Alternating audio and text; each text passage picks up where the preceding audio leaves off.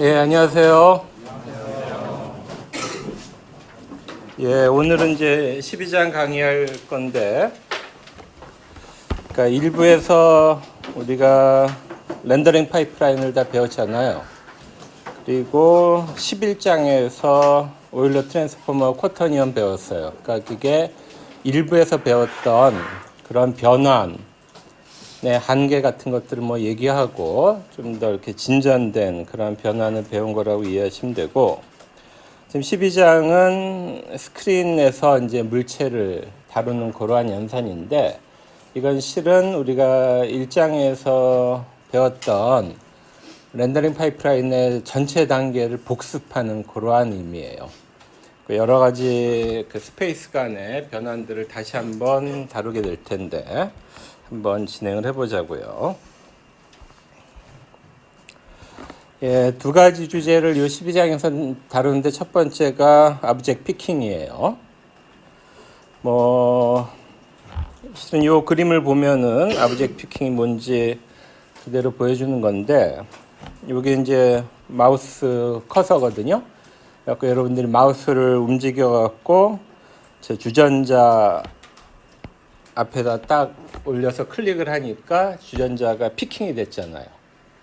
이런 경우는 이제 여러분들 많이 보셨을 거고, 뭐 특히 게임에서는 이렇게 NPC라든가 피킹할 때 많이 쓰이니까, 그러니까 그런 것들이 실제적으로 어떻게 구현이 되는지 그거를 요 아브젝트 피킹에서 살펴볼 거예요. 근데 이렇게 이제 커서로서 설명을 하면, 우리가 아브젝트 피킹을 했을 때, 그러니까 마우스를 클릭을 했을 때 우리가 얻을 수 있는 거는 그냥 스크린에서의 2차원 픽셀 좌표 X, Y밖에 없는 거거든요. 그래서 아래 첨자 S는 스크린의 S예요. 그러면은 결국 특정한 픽셀을 하나 우리가 클릭한 건데, 그 픽셀을 클릭했을 때 어떻게 주전자가 딱 하이라이트 되고 색깔이 바뀔까? 만약 픽셀마다 나는 어느 오브젝트 소속이야, 나는 주전자의 픽셀이라는 게 써있다면 이게 가능하겠죠. 뭐 그렇더라도 굉장히 어려운 과정을 거쳐야 되지만, 우리가 렌더링 파이프라인을 배웠잖아요. 각각의 픽셀은 그런 특정 나는 누구 거야 라는 정보 없는 거 여러분들 알잖아요. 그러니까 그런 건 안 될 거고, 그러니까 2차원 스크린 공간에서는 뭐 답이 없다고요. 그럴 때 우리는 뭔가 3차원으로 넘어가서 거기서 기하적인 추론을 좀 해야 될 것 같아요. 그래갖고 보인 게 여기 3차원 스크린 공간이에요. 이 박스는 물론 이제 3차원 뷰포트를 얘기하는 거고, 디폴트 값으로 여기가 G가 0, 그리고 맥스 G가 1로 이렇게 주어진, 그리고 위드스하고 하이트를 가진 그런 뷰포트를 생각을 해봤어요. 그럼 2차원 스크린 공간에서는 그냥 이런 그 커서가 X, S, Y, S 2차원 좌표로 주어지지만, 그 클릭한 점이 3차원 공간에서는 G좌표가 현재는 0이니까 X, Y, 0 이렇게 주어질 거라고요. 근데 그 점 하나만 갖고 우리가 뭔가 오브젝트 피킹이 불가능했으니까 여기서부터 쭉 뻗어나가는 레이를 한번 생각을 해보자고요. 레이라고 하는 거는 시작점이 있고 한쪽으로만 무한하게 뻗어나가는 직선이라고 보면 되죠. 근데 이러한 3차원 뷰포트에서 모든 레이는 G축 방향으로 이렇게 뻗어나가는 걸로 이해를 하시면 돼요. 그러면은 레이를 우리가 정의할 때 이 장에서 배운 건데, 시작점하고 그 다음에 디렉션을 표기하는 벡터가 필요했었잖아요. 그래갖고 뭐 이름 써 있는 대로 스타트 포인트하고 디렉션 벡터로 했을 때, 아까 스타트 포인트는 정해졌었고 디렉션 벡터는 G축하고 날아나니까 0, 0, 1이 될 거예요. 그럼 레이 하나가 완벽하게 정의가 됐다고요. 그러면 여기 보이는 것처럼 이 3차원 벡터가, 3차원 레이가 쫙 뻗어나가면서 누구랑 부딪히는지 그거를 판정을 하면 될 것 같아요. 이것이 이제 우리가 2차원에서 3차원으로 넘어간 이유거든요. 그러니까 3차원 레이를 우리가 설정을 했으니까 그 레이가 3차원 공간에 어느 오브젝트랑 부딪힌지 보자라는 거예요. 그런데 이 3차원 스크린 공간에서도 보면 우리가 오브젝트 정보를 갖고 있나? 이런 질문을 한번 해보자고요. 우리 렌더링 파이프라인을 다 배웠잖아요. 근데 이 스크린 스페이스 내지 3차원 뷰포트에서는 어떤 일이 벌어졌냐면은 개별 삼각형 하나하나 들어오면은 이른바 이제 스캔 컨버전 해서 프래그먼트를 만들었던 데가 여기잖아요. 그러니까 뭐 개별 삼각형 내지는 뭐 프래그먼트들은 존재할 수 있어도 오브젝트에 관한 정보는 우리는 없었다고요. 그래서 저 레이가 뭐 이 그림을 보면은 주전자랑 부딪히는지 구랑 부딪히는지 뭐 판정을 쉽게 할 수 있을 것 같지만 주전자, 구 이런 오브젝트 정보가 없단 말이죠. 아, 그러니까 스크린 스페이스에서 뭔가 결론을 내는 것도 불가능해요. 그러면 이게 이제 스크린 스페이스인데 우리가 스크린 스페이스 오기 전까지 어떤 스페이스를 밟아왔는지 다시 한번 좀 복습을 해보자고요. 아, 그 지겨운 스페이스 좀 벗어났나 했더니 다시 또 봐야 돼요. 그럼 스크린 스페이스 전에 우리 클립 스페이스가 있었어요. 클립 스페이스 전에 카메라 스페이스가 있었고, 그 전에 월드 스페이스가 있었고, 그 전에 아브젝트 스페이스가 있었다고요. 근데 스크린 스페이스에서는 뭔가 답이 안 나온다는 건 알았어요. 근데 그렇다고 해서 요 세 개의 공간, 월드 공간, 카메라 공간, 클립 공간에서도 개별 오브젝트 정보라는 게 있었나요? 실은 없었거든요. 뭐 주전자하고 구로 설정이 된 우리 공간을 생각해 봐도 그 친구들이 자기 자신의 오브젝트 스페이스가 맨 처음에 정의된 다음에 월드 공간으로 온 다음부터는 그냥 우리는 단일한 공간 하나를 갖고 있는 거라고요. 여기에서는 오브젝트 간 구별이 없었어요. 아, 그러니까 이 세 개의 스페이스도 별로 소용이 안 되겠구나. 결국 우리는 오브젝트 스페이스까지 올라가야 되겠구나. 왜냐? 각각의 오브젝트는 자기 자신의 고유한 오브젝트 스페이스를 갖고 있는 거잖아요. 그 특정한 오브젝트 스페이스로 가서 그 레이가 그 오브젝트랑 부딪힌다 안 부딪힌다는 그냥 그 오브젝트 공간에 있는 모든 삼각형에 대해서 처리를 하면 알 수 있다는 거죠. 따라서 결론이 결국은 오브젝트 피킹을 위해서는 맨 처음 시작했던 오브젝트 스페이스까지 거슬러 올라갈 수밖에 없다라는 거예요. 이렇게 해서 일로 가자라는 거, 그거를 좀 이해를 하시고, 근데 어찌됐건 그 우리가 오브젝트 피킹을 위해서 마우스를 클릭했던 곳은 스크린 스페이스거든요. 그러니까 여기서부터 시작해갖고 쫙 거슬러 올라갈 거예요. 한꺼번에 거슬러 올라가기 어려우니까 일단 다음 페이지는 요 카메라 스페이스까지 거슬러 올라가는 거를 보여줄 거예요. 보자고요. 우리가 이제 스크린 스페이스에서 마우스 클릭을 했어요. 그러면은 클립 스페이스, 카메라 스페이스까지 올라가려고 해요. 그런데 스크린 스페이스하고 카메라 스페이스를 가만히 생각을 해보면 다 기억을 하잖아요. 여기 이제 뷰 프로스텀이었고, 뷰 프로스텀이 프로젝션 트랜스폼에 의해서 2 곱하기 2 곱하기 2 사이즈의 정육면체로 바뀌었었죠. 그 다음에 물론 이제 퍼스펙티브 디비전 수행을 해서 이렇게 박스로 바뀌었고, 요 정육면체가 3차원 뷰포트 크게 맞춰갖고 스케일링이 됐고, 그 위치로 트랜슬레이션 돼갖고 이런 게 만들어졌던 거잖아요. 그러면 직관적으로 이해할 수 있는 게 요 면을, 앞에 면을 가만히 생각해 보면 그 면이 클립 스페이스 NDC에서는 요 면으로 왔던 거잖아요. 그리고 그 면이 스크린 스페이스에서는 이쪽으로 왔던 거라고요. 그건 뭐 너무나 직관적으로 이해하기 쉬운 거고. 그런데 요 레이는 요 3차원 뷰포트의 요 면에서 시작을 해요. 시작점, 스타트 포인트 하나만 보자고요. 그럼 그 시작점은 클립 공간에서도 요 면에 놓여 있을 거고, 뷰 프로스텀에서도 프론트 플레인, 전면에 놓여 있을 거라는 거죠. 그런데 이러한 뷰 프로스텀을 설정할 때 우리가 4개의 파라미터를 썼었는데 FOVY, 에스펙트, 그 다음에 N하고 F를 썼었죠. 근데 N이라고 하는 거는 니어 플레인까지의 거리였잖아요. 얘는 양수값이었다고요. 그러면은 요 면의 실제 지좌표는 마이너스 N이었다는 거 이해하죠? 카메라 좌표계에서는 뷰 프로스텀이 마이너스 G축을 바라보고 있기 때문이에요. 그래갖고 요 면의 지좌표는 마이너스 N이다.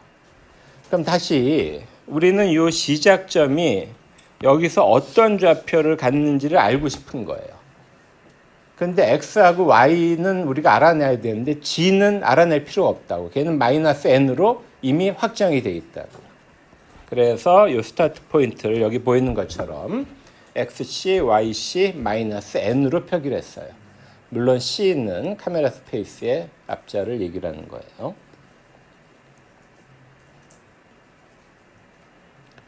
좋아요. 이제 XC하고 YC를 알아내는 게 일단 우리의 목표예요.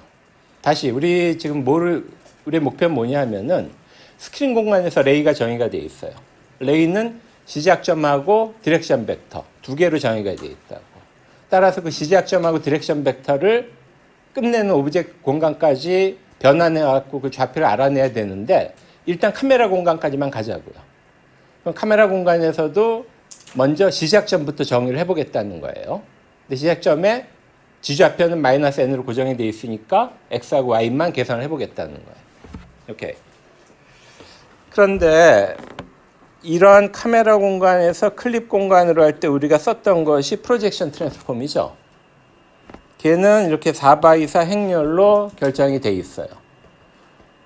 근데 여기 M11하고 M22는 좀 복잡해갖고 그냥 이렇게 간단하게 썼고, 실은 이런 값 갖고 있다는 건 다 여러분이 알고 있는 거예요. 그래서 이거는 우리가 알고 있는 4x4 행렬이라고요. 그럼 그 4x4 행렬을, 이게 바로 이제 프로젝션 매트릭스인데, 걔를 카메라 공간의 시작점, 바로 이 점이에요. 그 점에다가 적용을 하면 우리는 클립 공간의 이 시작점을 얻겠죠. 당연한 거죠. 그래갖고 계산을 해보자고요. 그러면 요 행하고 요 열하고 곱하면 이렇게 나올 거고, 요 행하고 요 열하고 곱하면 이렇게 나올 거고, 그다음에 요 행하고 요 열하고는 한번 곱해보자고요. 0하고 XC, 0하고 YC는 없어지는 거고, 마이너스 F 플러스 N, 거기다 마이너스 N 곱하고 분모는 F 마이너스 N이 돼요. 근데 뒤에는 그대로 마이너스 2N F 그냥 쓰면 되거든요. 그래갖고 다시 해보면은 F 마이너스 N에다가 이거 없어지고 NF 플러스 N 제곱 마이너스 2N F예요. 그러면 NF 없어지고 여기가 1NF가 되고, N 따로 빼면 N 마이너스 F, F 마이너스 N. 그러면은 마이너스 N 나오잖아요. 오케이. 이렇게 해갖고 결정이 됐어요. 근데 W 좌표가 1이 아니죠. 그럼 이 호모지니어스 코디네이트를 카테시안으로 바꾸기 위해서는 얘로 전체를 나눠줘야 되죠. 이게 바로 퍼스펙티브 디비전이었다고요. 좋아요. 퍼스펙티브 디비전까지 하면은 이런 결과가 나와요. 그럼 바로 이것이 NDC로 표현이 된 클립 공간에서의 시작점이라. 그럼 여기에다가 뷰포트 트랜스폼을 적용을 하면 스크린 공간의 시작점이 나오겠죠. 그래서 이렇게 만들어진 얘에다가 뷰포트 트랜스폼을 그대로 적용을 해봤다고요. 그러면 뭐 결과가 이렇게 되거든요. 그러면 요것이 x좌표를 보면 얘가 바로 xs여야 되겠죠. 근데 얘는 우리가 알고 있는 값이에요. 근데 우리가 모르는 유일한 거는 xc라고요. 그래서 xc를 계산할 수 있다라는 거예요. 그래서 xc가 이렇게 계산이 되고, 마찬가지로 이 전체는 ys잖아요. 이 스크린 공간 시작점의 y좌표라고요. 근데 얘는 알고 있는 값이에요. 우리가 모르는 값은 yc예요. yc 계산 되겠죠. 그래서 이렇게 계산이 된다라는 거예요. 그러면 드디어 우리는 카메라 공간에서의 시작점 xc하고 yc를 알아냈다고요. 지좌표는 이미 -n으로 결정이 돼 있던 거고, 드디어 시작점 하나는 카메라 공간까지 변환을 시켰어요.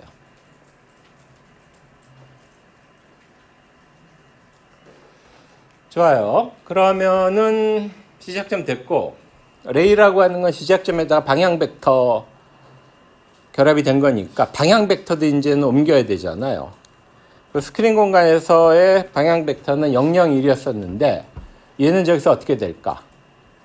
뭐 똑같은 과정을 거치면 되겠네 라고 생각을 하실 수가 있는데, 그보다 훨씬 빠른 길이 있거든요. 요게 바로 우리가 계산하고자 하는 카메라 공간에서의 방향 벡터예요. 그런데 우리가 이쪽 스크린 공간에서 모든 레이는 지축하고 나란하잖아요. 근데 이 나란한 게 실은 이쪽으로 넘어올 때 이쪽에서의 카메라 공간에서의 프로젝션 라인이 다 평행하게 바뀌었었죠. 그러니까 여기서의 디렉션 벡터가 거꾸로 절로 올라가면 하나의 프로젝션 라인이 될 거라고요. 그런데 다행스럽게도 카메라 공간에서의 모든 프로젝션 라인은 다 원점으로 수렴을 했었거든요. 그러면 이 시작점을 우리가 알고 있다면 이 시작점에서 원점으로 쫙 뒤로 이어가면 반드시 원점을 만날 거고, 이 원점과 시작점을 잇는 것이 바로 방향 벡터 아니겠냐 이거예요. 그래서 우리가 퍼스펙티브 프로젝션의 원근 투영의 기본 개념을 이해하고 있기 때문에 카메라 공간에서의 방향 벡터는 그거를 기반해서 아주 직관적으로 계산이 가능해요.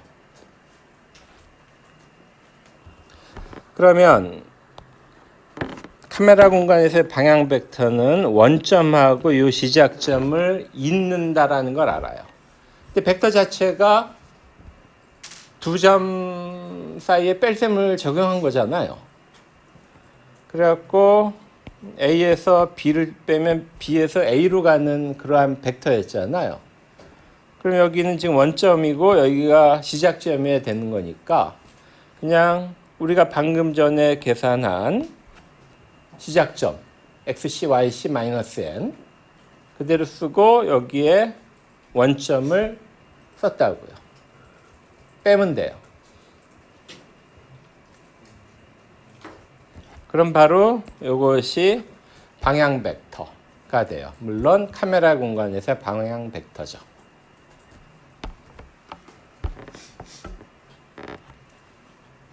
뭐 수학으로 깊이 안 들어가려고 그래갖고 호모지니어스 코디네이트 할 때 강의 안 했던 하나 말씀드리면, 어떤 점이 x, y, g 카테시안 코디네이트 있을 때 호모지니어스는 1이라 그랬죠. 근데 또 다른 점이 있어요. x-, y-, g- 1이라고 하는 점이 있어요. 점하고 빼면은 그게 뒤에서 앞으로 가는 벡터라고 알고 있죠. 그렇게 빼면은 x-x-, y-y-g-g-가 나오는데 마지막은 항상 0이 나오겠죠. 그래갖고 이 W 코디네이트이 0이면 벡터를 말하는 거고 W 코디네이트이 1이면은 포인트를 말하는 거예요. 그리고 실은 얘가 시작점이고 여기가 방향 벡터거든요. 근데 둘은 같아요. 왜냐? 시작점에서 원점을 그냥 뺀 거니까. 다만 차이는 요 마지막 W 코디네이트의 차이, 그거일 뿐이에요.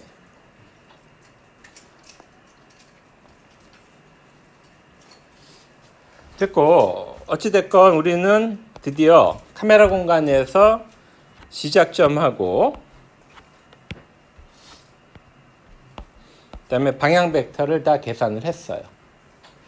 근데 방향 벡터를 가만히 보니까 n 다 있네요. 뭔가 복잡해. 근데 n이 다 있어. 그럼 전체를 다 n으로 나누자고요. 그럼 벡터의 길이가 달라지겠지만 방향은 동일하게 유지될 거 아니에요. 그래갖고 이것이 실제 우리가 사용할 그러한 방향 벡터예요.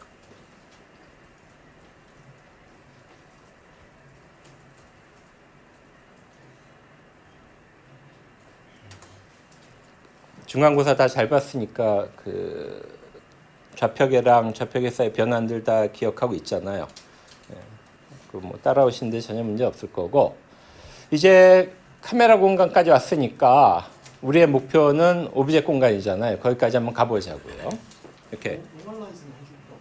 예, 아직은 방향 벡터일 뿐이라서 이따가 해당 부분 갔을 때 내가 까먹지 않으면 설명을 해줄게요. 노멀라이제이션이 왜 안 필요한지.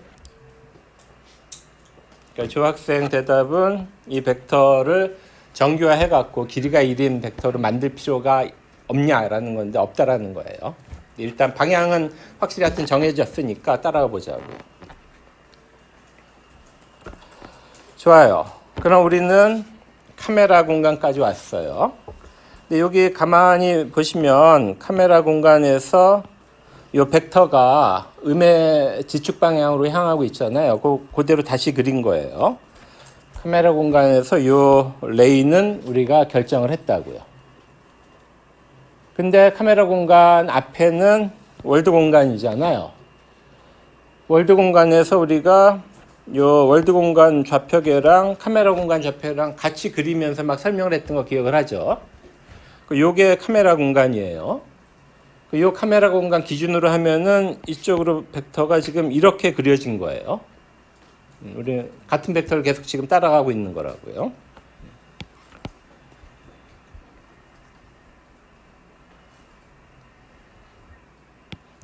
됐고, 그 다음에 우리가 지금 우리의 목표는 카메라 공간에서 정의된 레이를 월드 공간으로 변환하는 건데, 그럼 상식적으로 당연하게 월드 공간에서 카메라 공간으로 갈 때 사용했던 변환에 역변환을 그대로 적용하면 되겠죠. 근데 이 변환이 뭐예요? 이것이 바로 뷰 트랜스폼이었잖아요. 근데 그 뷰 트랜스폼이 어떻게 만들어졌었죠? 이제 비디오로 보여드렸으니까 여러분 다 기억을 할 거예요. 얘를 원점까지 딱 끌어오고 그 다음에 UVN이 XYG하고 딱 일치되게 회전했던 거였죠. 그래갖고 트랜슬레이션 먼저 한 다음에 로테이션을 했었다고요. 비디오를 생각을 해보세요. 그러면 이 변환이 RT라고요. 그럼 우리가 원하는 요 변환은 RT의 인버스 아니겠어요? 그게 여기 써 있는 거예요. 바로 뷰 변환의 인버스를 적용을 하면 된다. 그러면 카메라 공간 레이가 월드 공간으로 변환이 되게 돼 있어요. 근데 여기에 인버스 기호를 R하고 T에다가 분배할 때 순서 바뀌는 것 알죠? 그래서 이 식이 나왔어요. 그런데 R이라고 하는 변환 아직 기억하시나? 그 뷰 트랜스폼에 썼던 R은 UVN을 행으로 묶어놨던 거죠. 기억 안 나도 괜찮아요. 그냥 그랬던 걸로 그냥 제 말 믿으면 되는데 그거의 역변화는 뭐예요? 그럼 UVN을 열로 엮으면 되잖아요. 예, 보세요. UVN이 열로 엮어져 있다. 그 아래 역행렬은 구했고, 그 다음에 트랜슬레이션은 뭐였었죠? 아까 얘기한 대로 요 i가 저 원점으로 왔던 게, 그러니까 뷰 트랜스폼 할 때는 그거였잖아요. 그래갖고 이른바 트랜슬레이션 벡터가 마이너스 i였다고요. 근데 그거의 역변환이래. 그러면 플러스 i가 바로 트랜슬레이션의 역변환 아니겠어요? 맞아요. 그래서 그 i가 여기 네 번째 컬럼에 그냥 그대로 박혀져 있다.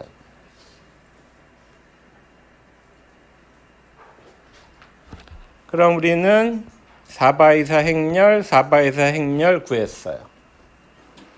그럼 걔네들을 막 곱해서 이렇게 단일한 행렬을 만들 수 있죠. 근데 조금 더 강의를 열심히 들었다면 실은 행렬 곱셈도 필요가 없어요. 어찌됐건 얘는 로테이션이고 어찌됐건 얘는 트랜슬레이션이에요. 로테이션이 먼저 이루어지고 트랜슬레이션이 나중에 이루어진다 그러면은 RT로 해갖고 그냥 묶어놓으면 돼요. 그래갖고 R을 여기다 박아놓고 T를 네 번째 컬럼에 박아놓으면은 우리가 원하는 행렬이 그냥 나온다. 바로 이러한 행렬을 요 시작점하고 방향 벡터에다가 적용을 하잖아요. 요 시작점하고 방향 벡터에다 적용을 하잖아요. 그러면 예전에는 카메라 공간에서 정의됐던 요 레이가 이제는 월드 공간에서 정의가 된다.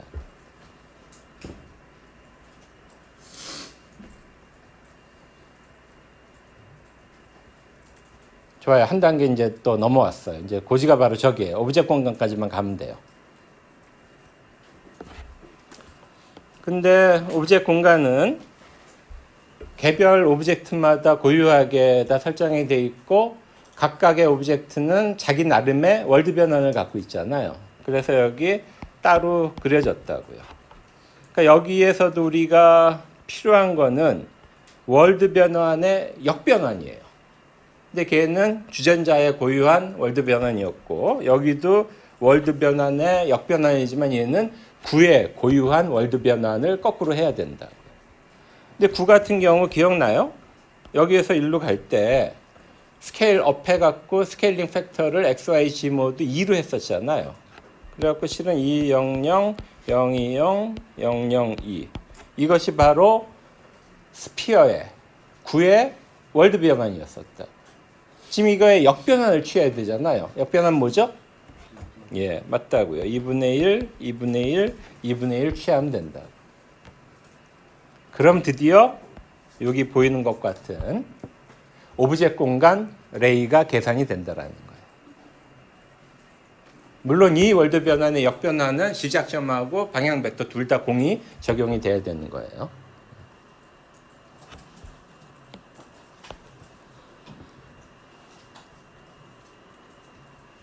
그러면 하나의 카메라 레이가 그 오브젝트 수만큼 생기는 거예요? 그렇죠. 지금 나온 질문이 하나의 카메라 스페이스 레이가 오브젝트 수만큼 생기느냐 맞는데 조금 더 정확히 얘기하면 하나의 월드 공간 레이가 오브젝트 수만큼 생기는 거죠.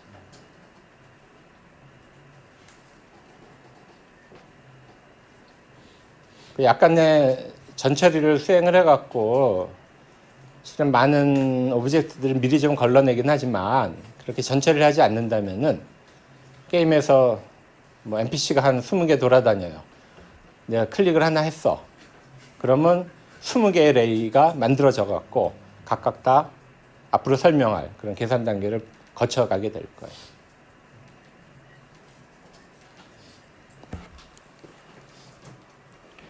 그래서 요 월드 변환의 역변환을 조금만 더 여러분의 직관을 좀 높여주기 위해서 설명을 하면 스피어가 작아졌죠. 원래 월드 변화는 크게 하는 거였으니까 당연히 작아지고, 그러면 실은 이 수업에서 쓰인 모든 그림은 다 맥스 같은 거 통해 갖고 다 렌더링 한 거거든요. 그래갖고 이 크기도 한번 보세요. 길이가 반쯤으로 줄었죠. 예, 스케일 다운, 스케일링 팩터를 2분의 1로 해갖고 다 줄인 거라고요. 그래갖고 시작점도 실은 보면 여기에서 여기까지의 거리보다 여기에서 여기까지의 거리는 또 한 반으로 또 줄었다고요. 그래갖고 요건 뭐 조금 월드 버전이 복잡했지만 같은 맥락에서 추론을 해보면 아, 저렇게 오브젝트 공간 레이가 만들어지겠구나 라는 거를 이해할 수가 있을 거예요. 그래서 하여튼 여기 써 있는 대로 주전자하고 구는 자기 고유의 월드 변환을 갖고 있다. 따라서 그거의 역변환을 월드 공간 레이에 다 적용을 해야 된다. 그러면 좀 전에 학생이 질문한 것처럼 n개 오브젝트가 있으면은 n개 오브젝트 스페이스 레이가 만들어지는 거예요. 참 한심하죠. 여러분 그냥 게임하면서 클릭 한번 했을 뿐인데 속에선 이렇게 복잡한 계산을 막 하고 있다고. 그런데 여기까지는 아무것도 아니고 실제 이제 복잡한 계산을 계속 보여드릴게요. 좋아요. 이제 우리는 오브젝트 공간 레이를 얻었어요. 그럼 그 레이를 쫙 이어갖고 실제 오브젝트랑 부딪힌지 안 부딪힌지를 알아내야 된다고. 그래갖고 다시 첫 페이지로 돌아가서 여기 보시면 좋아요. 이런 상태에서 클릭을 했어요. 어쨌든 클릭을 했으니까 우리야 허공에다 클릭한 걸 알지 컴퓨터 프로그래밍 이걸 어떻게 하냐고요. 그러니까 역시 뭐 오브젝트가 두 개밖에 없지만 두 개의 오브젝트 공간 레이를 만들어서 오브젝트랑 부딪힌지를 테스트를 해야 돼요. 근데 그게 마우스가 좀 일로 옮겨와서 여기를 클릭을 했어요. 어찌됐건 오브젝트 공간 레이 두 개 만들어서 테스트를 해야 되는데 이 경우에 구하고는 안 부딪히고 주전자하고만 부딪힐 거예요. 맞죠? 근데 반대로 예를 들어서 여기를 클릭했다. 그럼 구하고만 부딪히고 주전자하고는 안 부딪힐 거라고요. 그리고 만약 이 경우에는 레이가 둘 다 부딪히겠죠? 근데 누구랑 먼저 부딪힌지를 또 알아내야 된다. 하여튼 앞으로 할 일이 많아요. 그래갖고 마우스를 클릭하는 순간마다 우리는 오브젝트 공간 레이를 만들어서 개별 오브젝트랑 충돌 여부를 판정을 해줘야 된다고. 그래서 뭐 이렇게 부딪히고 이렇게 부딪히는 걸 알아내는 게 우리의 목표인데 어떠한 물체가 해상도가 되게 높다고 쳐봐요. 삼각형이 무지 많어. 10,000개가 있다. 그러면은 레이하고 삼각형하고 충돌 테스트를 10,000번을 해야 되거든요. 그렇잖아요. 근데 좀 정말로 고해상도로 잘 만들어진 캐릭터가 있어. 50,000개 삼각형을 갖고 있어. 그럼 50,000번 충돌 테스트를 해야 된다고. 실은 요새는 뭐 가능해요. 근데 옛날엔 이거 되게 부담되는 연산이었거든요. 그래갖고 좀 이런 거 말고 여기 써 있는 대로 좀 정확하지 않더라도 좀 빠른 방법이 좀 없을까라는 타협점을 사람들이 생각을 했어요. 그것이 이른바 폴리곤 메쉬의 삼각형에 대해서 직접 테스트를 하지 말고 그 폴리곤 메쉬를 감싸는 바운딩 볼륨, 그야말로 감싸는 물체, 뭐 부피 이런 거가 되겠죠. 그런 바운딩 볼륨을 만들어서 그 바운딩 볼륨이랑 부딪히는지 안 부딪히는지 보자는 거예요. 그럼 계산이 훨씬 간단하거든요. 하지만 좀 이따 말씀드리겠지만 결과는 정확하지가 않아요. 그래서 적당한 타협점을 찾는 거예요. 그럼 바운딩 볼륨이 뭔지서부터 한번 따져봅시다. 가장 많이 쓰이는 두 가지 바운딩 볼륨이 여기 써 있는 대로 박스하고 스피어예요. 박스하고 스피어거든요. 근데 박스는 엑시스 얼라인드라고 그랬어요.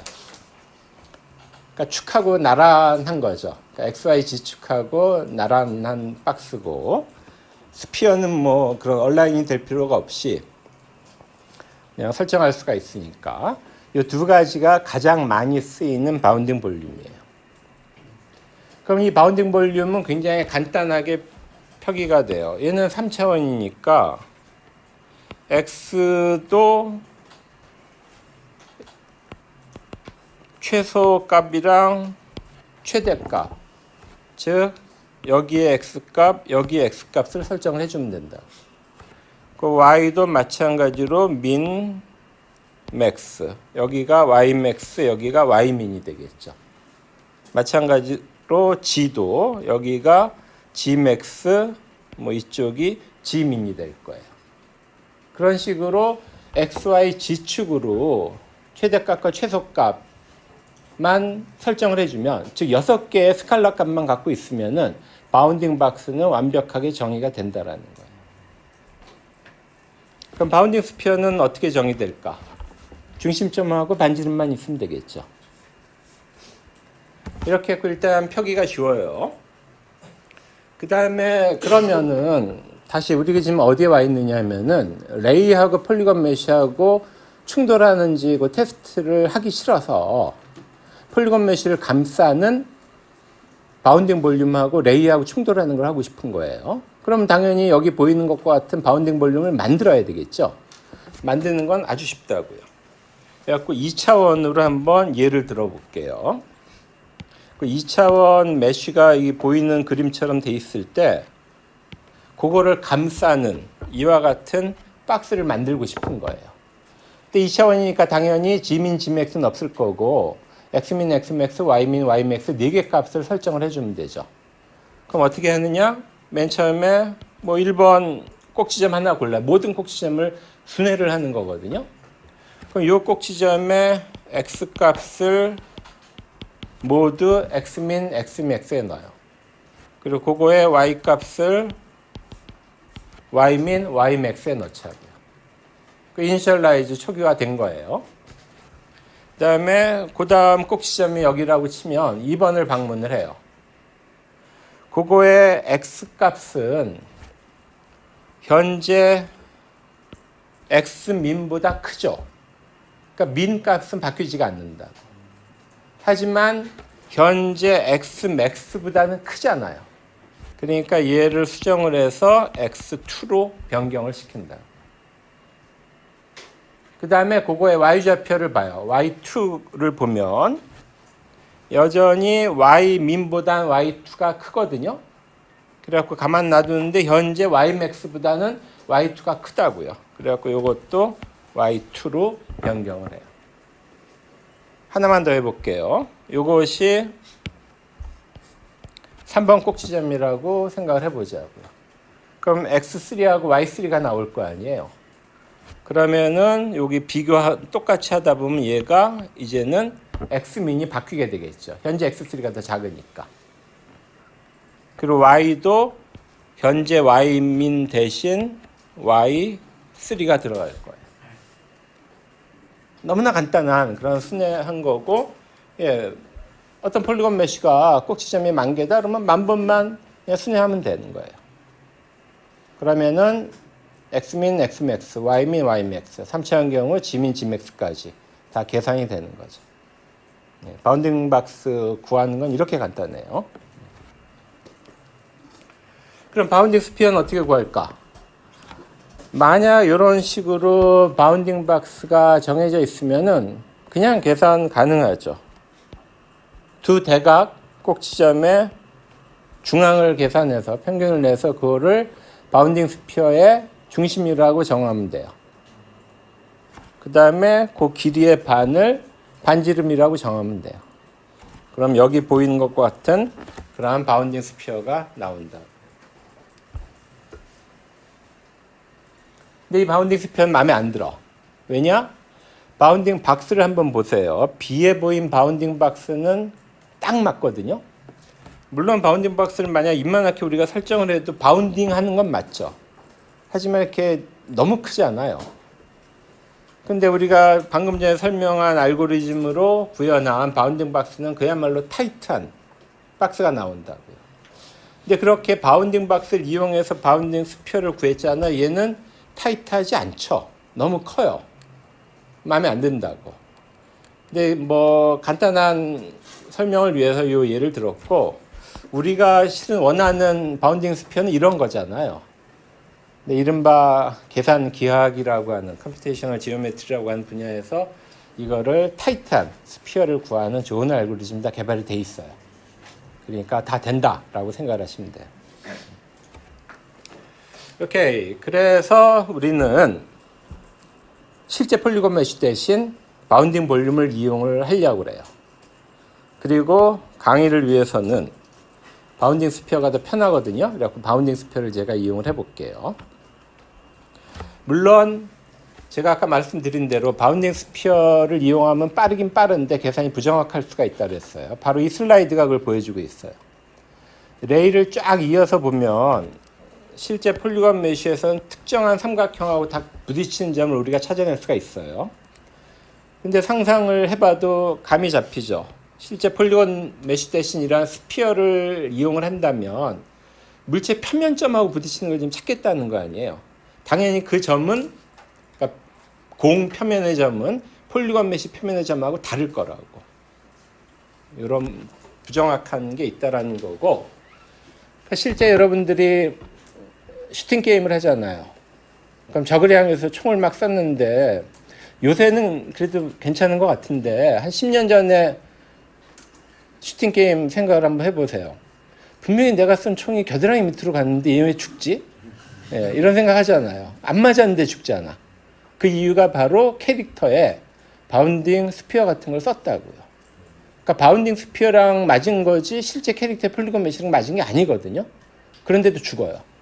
그런다고 뭐 여러분들이 짜증나나? 그냥 괜찮잖아. 그럼 뭐 파티클 막 해갖고 특수효과 보이고 어찌됐건 쏴서 뭐 죽는 것 같고 그러면 좋잖아요. 그러니까 애큐릿하지 않아도, 정확하지 않아도 빠르고 게임 사용자한테 뭐 어네피하게 안 만든다면 그냥 우리가 쓰면 된다고. 하여튼 이런 트레이드오프를 하는 것이 바운딩 볼륨 기법이라는 거 아시고, 이제 실제 한번 충돌하는지를 테스트 해봐야 된다고요. 그거를 한번 보자고요. 그래갖고 레이하고 바운딩 볼륨하고 충돌을 위해서는 먼저 둘을 우리가 수학적으로 풀어내야 되잖아요. 수학적으로 각각 정의를 해줘야 돼요. 근데 레이를 어떻게 정의하는지는 이 장에서 다 배웠거든요. 우리가 시작점이 있고 방향 벡터가 있어요.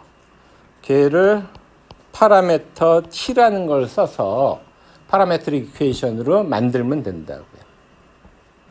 그래서 t가 0이라면 막 시작하는 거잖아요. 그럴 때는 s가 돼요. t가 1이라면 s에서부터 d만큼 간 거고, t가 2라면 s에서 2d만큼 간 거라고요. 네가 이름이 지혜니? 이름이 뭐지? 어? 조는 게 귀여워서 졸지 마. 오케이. 이거 다 이제 유튜브에 나온다. 지혜가 졸았구나. 바로 요거가 바로 레이의 매개 변수 방정식이에요. 파라메트릭 이퀘이션이라고. 그런데 시작점 s나 디렉션 벡터 d나 모두 3차원이잖아요. 그러니까 그거 xy g별로 공히 파라메트릭 이퀘이션을 정의를 해줄 수가 있어요. 이것이 우리 레이의 매개 변수 방정식이에요. 그러니까 레이를 수학적으로 표현하는 거 끝났어요. 그다음에 구를 수학적으로 표현해 보자고요. 근데 구의 방정식은 우리 다 안다고요. 중심이 cx, cy, cg이고 반지름이 r일 때 이렇게 된다고요. 그럼 우리가 원하는 건 뭐예요? 이 레이가 구하고 충돌하는지 보자는 거잖아요. 그걸 알려면은 xt, yt, gt를 x, y, g에다가 집어넣으면 된다고요. 그리고 그 방정식을 풀면 돼요. 그런데 집어넣을 때 요 xt, yt, gt를 보자고요. 우리는 s는 다 아는 거거든요. 오브젝트 공간으로 다 변환해 갖고 특정한 좌표를 구해냈던 거잖아요. 마찬가지로 디렉션 벡터 d도 다 알아요. 우리가 모르는 유일한 변수는 미지수는 t 하나라고요. 한편 여기서 스피어의 중심 알죠? 스피어의 레디어스도 안다고요. 따라서 여기 xt, yt, gt를 여기에 집어넣었을 때 우리는 유일한 미지수는 t 하나가 되는 거고 t의 2차 방정식이 나와요. 이렇게 2차 방정식에 앞에 계수들을 그냥 a, b, c라고 모아서 쓰면 저런 식으로 쓸 수가 있다고요. 물론 a, b, c 모두 아는 숫자가 나올 거예요. 그럼 이거 풀면 되잖아요. 예, 근해 공식이에요. 우리가 이제까지 했던 수학 중에서 제일 쉬운 거죠. 그럼 근해 공식 이거 판별식으로 막 해갖고 우리가 풀면 되잖아요. 속에 있는 b제곱 마이너스 4ac가 양수면은 근이 2개고 얘가 0이면은 중근이라서 근이 하나고 얘가 음수면은 근이 없다라는 거잖아요. 그게 기하적으로는 무슨 얘기가 되겠냐고요. 여기가 양수면 바로 이런 상황이 되는 거예요. t 값이 2개가 나오는 거예요. 근이 2개니까 9에 맨 처음에 들어갈 때 부딪히는 점, 그 다음에 나올 때 부딪히는 점이 되는 거예요. 판별식이 0이라면 바로 근이 하나라는 거고 중근이라는 거고 접하는 거가 되겠죠. 그리고 판별식이 음수가 나오면 부딪히지 않는다가 되는 거예요.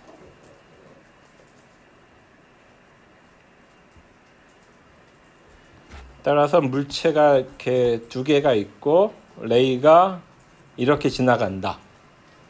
그럼 이 레이의 방정식을 오브젝트 공간에서 다 정의를 했을 텐데 얘하고는 이렇게 근이 없는 경우가 나올 거고 얘 같은 경우는 근이 2개가 나온다. 근데 실제 우리 부딪히는 점을 우리가 알고 싶어. 그럴 때는 이 경우에 T1하고 T2가 있는데 당연히 T1하고 부딪히는 걸로 우리가 간주를 해야 되죠. 그러면은 T1하고 T2 중에 작은 거를 고르면 된다고요. 근데 우리의 목표는 여기에서 그냥 실제 점을 구하는 건 아니고 이렇게 T1만 뽑아내면 돼요. 이제 그런 걸 갖고 이제 비교를 할 거예요. 그래갖고 다시 우리는 오브젝트 공간에서 레이 2개를 각각 만들어냈었고 요 레이가 요 바운딩 스피어랑 요 레이가 요 바운딩 스피어랑 부딪히는 점을 찾아냈어요. 여기 아래에서는 워낙 물체 자체가 구라서 바운딩 스피어가 구를 딱 감싸는 타이트하게 만들어진 거거든요. 그래서 하여튼 요 점하고 요 점을 찾아냈다고요. 그러면 둘 다 근이 2개가 나오는 경우예요. 그래갖고 작은 거를 찾아냈어요. 그래갖고 여기서 그 값을 TA라고 치고 여기에서의 값을 TB라고 한번 쳐보자고요. 그럼 얘들 비교를 해야 되거든요. 그러면 다시 월드 공간으로 한번 넘어가 봅시다. 얘가 월드 공간 레이를 개념적으로 제가 설명해 볼게요. 여기가 T가 0이겠죠. 그리고 이 화살표 머리 있는 데가 T가 1이겠죠. 레이를 파라미터를 이퀘이션으로 매개변수 방정식으로 표현했다면 이렇게 될 거 아니에요. 그러면 얼추 보면 여기가 대강 T가 한 이 정도 나오지 않겠어요? 여기는 T가 한 3.4? 뭐 정도 나오지 않겠어요?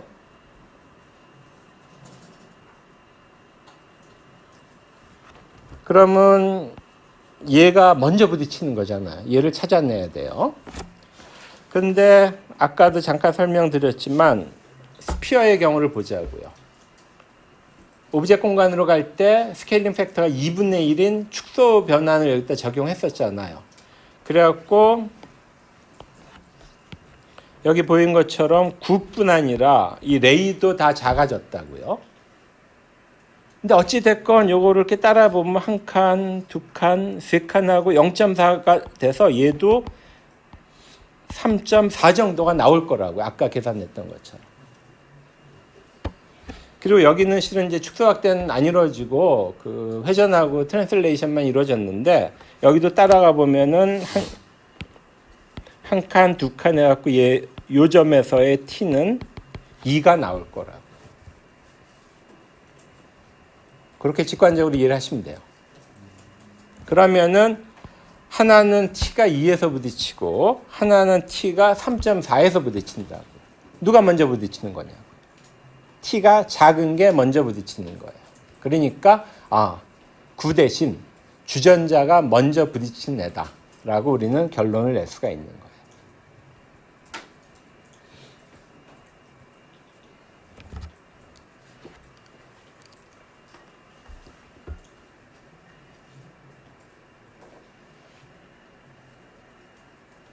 예, 끝이에요. 그래서 이제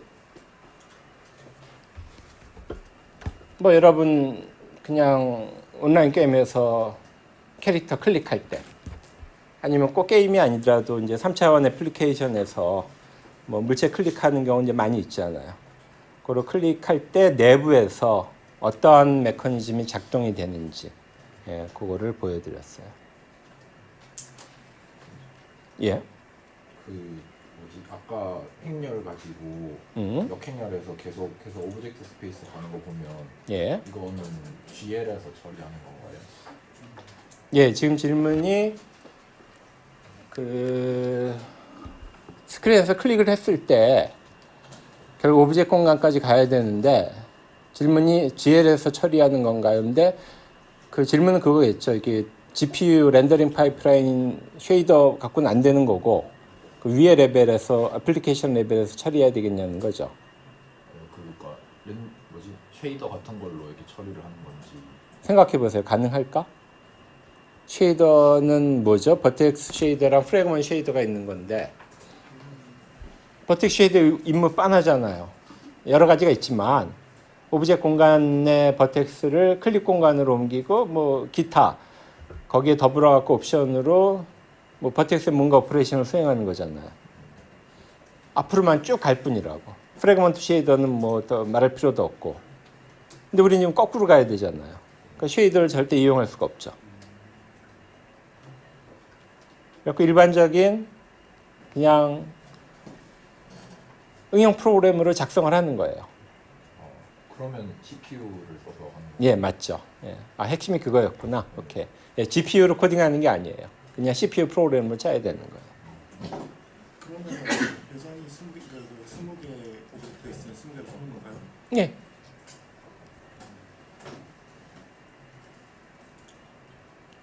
또 질문.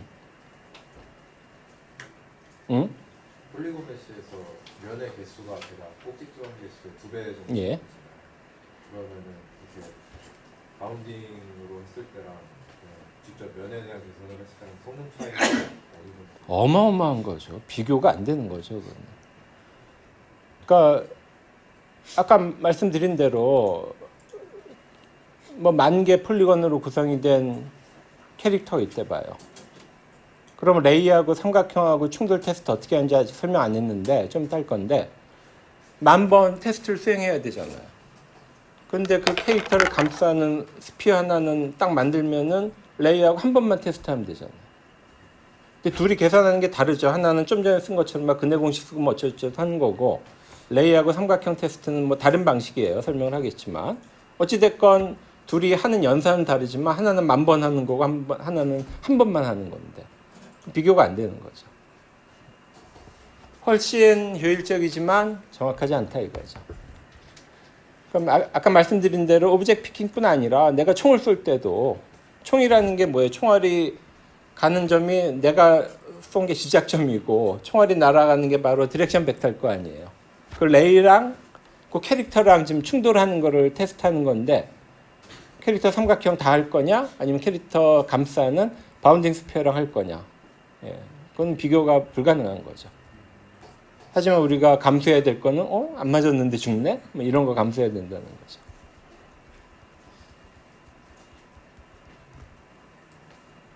또 질문. 그러면은 알고리즘을 좀 다르게 만들면은 보이는 것보다 더 작게 만들 수 있는 건가요? 좋은 질문인데 그건 아마 다음 페이지 하면은 설명이 될 거예요. 좋아요. 그래갖고 이제 이러한 바운딩 볼륨을 쓴 충돌 테스트는 부정확해요. 그래서 정말로 정확한 테스트를 얻고 싶으면은 레이하고 삼각형 간의 충돌 테스트를 해야 돼요. 근데 그럴 경우라도 레이하고 바운딩 볼륨의 충돌 테스트는 전처리 단계에서 수행하는 게 기본이에요. 왜 기본이냐 보여주는 게 이 페이지인데 이거를 보자고요. 전처리 단계에서 이 스피어랑 바운딩 스피어랑 충돌 테스트를 했더니 충돌하거든요. 그러면 충돌 안 했으면 좋았는데 했으니까 이제는 레이하고 삼각형하고 개별 충돌 테스트로 들어간다고요. 그럼 뭐야? 그럼 안 해도 될 거 괜히 했잖아요. 근데 그 코스트가 워낙 작다고요. 근데 작은 코스트로서 우리가 어마어마한 이득을 여기서 얻거든요. 레이하고 바운딩 스피어하고 충돌 안 해요. 그러면 그다음에 개런티 아니에요? 그 레이는 절대로 폴리곤 메쉬랑 충돌할 수가 없다고요. 자기보다 더 큰 애랑도 충돌 안 하는 애가 왜 자기랑 충돌하냐고. 그럴 일은 없거든요. 그래갖고 바운딩 스피어를 쓰는 거는 전체적으로 기대값을 따져보면은 어마어마하게 높은 거예요. 굉장히 효율적인 알고리즘이에요. 근데 바운딩 스피어가 실제 바운딩 스피어랑도 충돌하고 폴리곤 메쉬랑도 충돌하는 건데 이럴 경우에 레이랑 삼각형이랑 충돌 테스트를 다 수행을 해야 되잖아요. 하지만 이렇게 삼각형이랑 충돌 테스트 해야 할 레이를 바운딩 스피어가 놓치는 경우는 없거든요. 폴리곤 메쉬랑 충돌할 애라면 바운딩 스피어랑 반드시 충돌한다고. 따라서 안전하기도 하고 효율적이기도 하다고요. 근데 좀 전에 학생이 질문한 것처럼 만약 바운딩 스피어가 폴리곤 메쉬의 일부만 감싸게 해봐요. 그 캐릭터가 이렇게 있을 때 너무 커갖고 팔은 삐져나오게 바운딩 스피어를 만든데 봐요. 그럼 뭐야? 팔에 분명히 총 맞았는데 이제 안 죽을 거 아니에요. 이런 경우는 오류가 있으니까 그건 절대 피해야 되는 거고 따라서 어찌됐건 바운딩 볼륨은 그 캐릭터를 완벽하게 감싸야 돼요. 근데 상식적으로 보통 사람처럼 위아래로 긴 사람한테 바운딩 스피어를 쓰면은 타이트하게 안 되겠죠. 그래갖고 우리가 감싸려는 폴리곤 메쉬의 모양에 따라 갖고 박스를 쓸 건지 바운딩 스피어를 쓸 건지 그다음에 이제 두 개만 제가 예를 들어드렸지만 여러 가지 모양의 바운딩 볼륨들이 있어요. 걔네들을 써야 되고 그다음에 그거에서 더 한 발짝 더 나가서 만약 캐릭터라고 하더라도 이거 전체를 감싸는 바운딩 스피어 하나를 만들지 말고 머리 감싸는 스피어 하나, 몸통 감싸는 스피어 하나, 허벅지 감싸는 스피어 하나, 종아리 감싸는 거 하나 뭐 이런 식으로 해서 걔네들 계층적으로 묶어 놓으면은 훨씬 바운딩 스피어 전체 이렇게 유니온이 합집합이 굉장히 작게 되겠죠. 그래갖고 황당하게 안 맞았는데도 캐릭터 죽는 거는 안 볼 수가 있어요. 뭐 그런 걸 이름하여 이제 계층적인 바운딩 볼륨이라고 얘기를 하는데 뭐 학부 수업에서 다루기에는 조금 좀 어드밴스드한 얘기니까 그건 안 할게요. 근데 실제 게임에서는 실제 그래픽스 응용에서는 그런 계층적인 바운딩 구조를 많이 써요. 질문해서 됐죠? 그래요. 그러면 여기까지 해서 그 레이하고 바운딩 볼륨하고 어떻게 충돌하는지 그런 걸 보여줬어요. 근데 나는 정확한 걸 원해. 그 총 안 맞았는데 죽는 캐릭터는 난 보고 싶지 않아. 그럼 할 수 없이 레이랑 폴리곤 메쉬를 구성하는 모든 삼각형하고 충돌 테스트를 해야 되거든요. 그래갖고 레이 트라이앵글 인터섹션 테스트를 수행을 해야 된다. 어떻게 하는지 볼게요. 폴리곤 메쉬를 구성하는 삼각형이 뭐 10,000개가 있어요.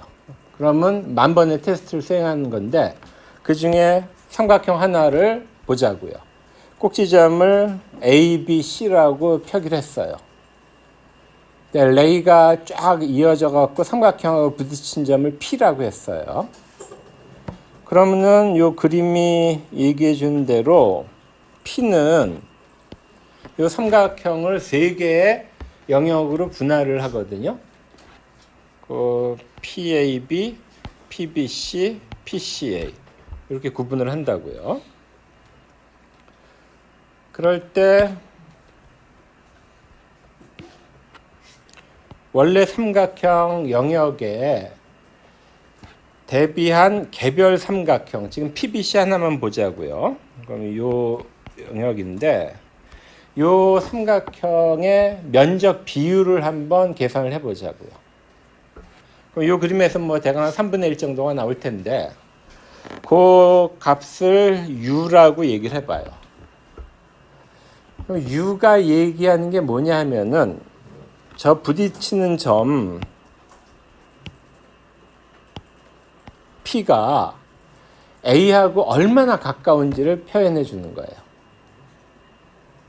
지금은 뭐 U가 한 3분의 1 정도 되는데 만약 P점이 요쯤에 있다고 생각을 해보자고요. 그러면은 PBC 삼각형은 이렇게 작아지겠죠. U 값은 아마 0.1 내지 그 이하로 떨어질 거예요. 그러니까 A로부터 멀리 떨어져 있다는 얘기예요. 그 최악의 경우 요 선분상으로 오잖아요. 그럼 U 값은 0이 될 거예요. 이해되죠? 그런데 P가 한 이쯤 왔어요. 그러면은 PBC 삼각형이 이렇게 돼서 U 값은 한 0.7, 0.8 그 정도가 될 거라고요. 가까이 온 거잖아요. 아주 극단적으로 P가 여기로 왔다고 생각을 해보세요. 그럼 U가 1이 되겠죠. 완벽하게 P가 A하고 일치가 됐다라는 거예요. 따라서 이렇게 P가 A에 가까이 갈수록 U 값은 더 커져요. 그거를 다른 말로 이해하면은 요 A가 P에 대해서 가지는 웨이트로서 생각을 할 수가 있어요. 그러니까 A의 영향력이 크면은, 즉 U가 1에 더 가까우면은 P를 자기 쪽으로 끌어들이는 거예요. 그러면 왜 그런 웨이트 U를 A에만 줄 수 있을까? B에도 똑같은 웨이트 V, C에도 웨이트, 그거는 W로 표현할 텐데 각각의 웨이트를 줄 수 있을 거잖아요. 그리고 그 웨이트는 아까 U에서의 마찬가지로 전체 삼각형 중에서 자기에 해당하는 삼각형이 차지하는 면적의 비율일 거예요. 근데 각 꼭지점하고 매칭이 되는 그 삼각형은 자기하고 멀리 떨어진 쪽에 있어요. 지금 A하고 매치되는 삼각형은 요거고, B하고 매치되는 삼각형은 요거고, C하고 매치되는 삼각형은 요거란 말이에요. 그러니까 자기 멀리 떨어진 그 삼각형의 면적인데 그게 별게 아니라 걔가 커지면 커질수록 내가 당겨오는 거 아니에요, P점을. 그런 식에서 웨이트라고요. 그러면 그러한 웨이트의 개념을 이용을 하면 P점 자체를 이러한 방식으로 쓸 수가 있어요. 예를 들어 갖고 지금 이 경우에는 요 세 개 삼각형 면적이 같다고 해보자고요. 그러면 U하고 V하고 W하고 모두 3분의 1이에요. 그럼 P는 3분의 A 플러스 B 플러스 C가 될 거예요. 정확하게 무게중심이 되겠죠. 근데 얘가 이 정도로 줄었어요. 그러면은 이 친구가 이제 뭐 반으로 줄었으니까 이 면적이 6분의 1이라고 치자고요. 그럼 나머지를 이 두 삼각형이 갖고 간 거잖아요. 그러니까 6분의 5에 또 반 돼갖고 12분의 5, 여기도 12분의 5가 될 거예요. 이 웨이트가 A에 붙고, 이 웨이트가 B에 붙고, 이 웨이트가 C에 붙어서 3개 더하면은 이런 식으로 될 거예요. 이해되죠? 그 P의 좌표를 세 꼭지점에다 각각 웨이트를 써갖고 더해서 정의를 했다고요. 그래갖고 이거를 이제 웨이티드 썸이라고 불러요. 그러면 세 꼭지점은 A, B, C는 각각 뭐 정해진 거고 그 앞에 웨이트만 쫙 모으면은 모아서 3차원 벡터를 만들면 이 벡터가 바로 P의 좌표를 결정하게 될 거 아니에요. 걔를 베리센트릭 코디네이트라고 불러요. 이 자체가 좌표라는 거예요. 근데 베리센트릭 우리말로 하면은 적절한 번역인지 모르겠는데 무게중심이라고 하거든요. 그 무게중심 좌표라고 번역을 해요. 그래서 핵심은 요거예요. P가 이런 식으로 베리센트릭 콤비네이션이라고 말을 하는데 뭐 용어는 신경 쓰지 마시고 UA, BB, WC 세 개를 더한 걸로 결정이 된다라는 거. 근데 U, V, W 각각은 뭐였죠? 각 꼭지점에 해당하는 삼각형의 면적 비율이었잖아요. 그러니까 당연히 다 더하면 1이 되겠죠. 명백한 거고 따라서 W 하나는 독립변수가 아니라 U하고 V의 종속적인 변수로 될 거고 그냥 이렇게 표현하면 돼요. 그래서 P식은 이런 식으로 변화가 된다고. UV만 있으면 딱 결정이 돼요. 뭐 너무나 명백한 거고.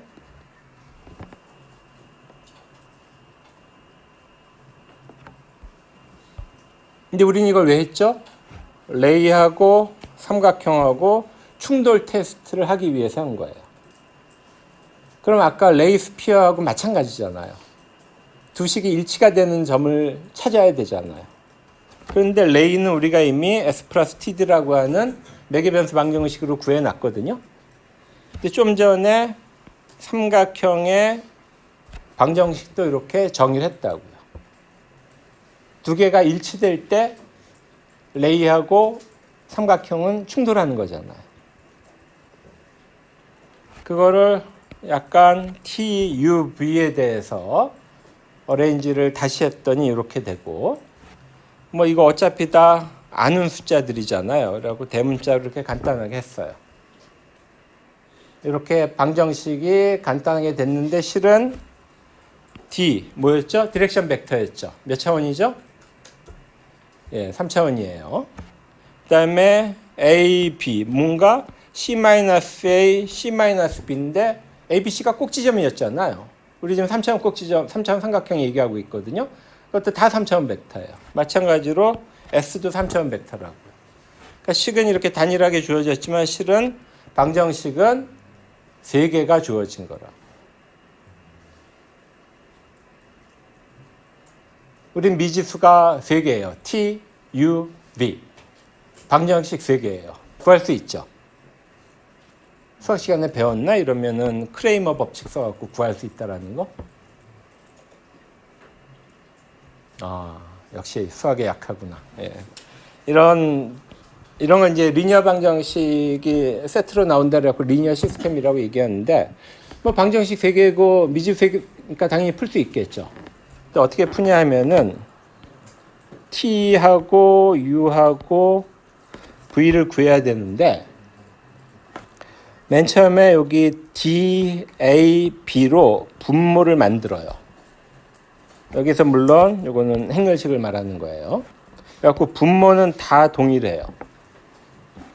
근데 T를 구할 때는 어떻게 하느냐? T가 요 DX의 앞에 개수잖아요. 그것만 우변으로 대체를 해요. U를 구할 때는 자기하고 연결이 된 A를 대체하고 V를 구할 때는 V하고 연결된 B를 우변으로 대체를 한다. 이게 그 유명한 크레이머 법칙인데 이걸 모른다니. 참. 하여튼 됐고 몰라도 괜찮아요. 이렇게 해서 우리는 T, U, V를 구할 수가 있다라는 거예요. TUV를 구할 수 있다. 뭐죠? 바로 이 그림이잖아요. 이 그림에서 교차점에서의 T를 구했다는 거잖아요. 그러니까 P점이 지금 교차점인데 P점에 해당하는 T를 구했으니까 우리가 알고 있는 요 레이의 매개변수 방정식에다 T만 넣으면은 실제 P의 좌표를 얻을 수 있겠죠. 아니면 거꾸로 이거가 바로 삼각형을 표현하는 함수인데 거기에 U하고 V를 넣으면 역시 P점의 좌표를 얻을 수가 있는 거잖아요. 예, 교차점을 계산한 거라.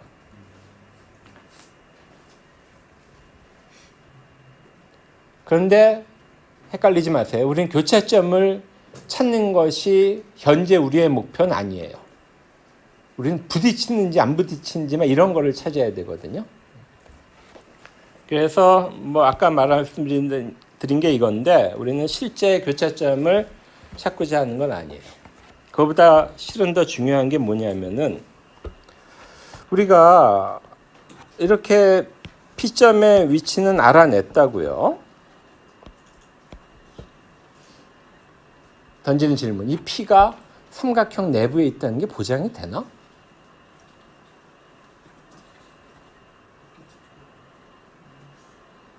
보장이 안 되거든요. 그 다음 그림이 이거예요. 우리가 좀 전에 크레머 법칙으로 막 풀었는데 풀어갖고 뭐 T는 됐고 U하고 V를 찾아냈어요. 그러면 W까지 해갖고 1-U, 1-V로 해갖고 W까지 계산을 한 거잖아요.